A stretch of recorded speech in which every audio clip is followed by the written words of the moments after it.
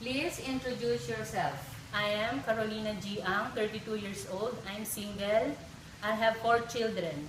I want to work in Hong Kong as a domestic helper for the future of my children. Tell me about your responsibilities in your previous job. In my previous job, I do household chores, washing, ironing, cooking, and cleaning the house. Can you tell us how you will take care of children and baby and elderly? I am taking care of them by preparing their foods, washing their clothes. What are some of your skills? I am a good cook and I know how to clean the house. What are the traits necessary to be a good domestic helper? I will do my best to perform my duties. Anything else you want to tell your future employer?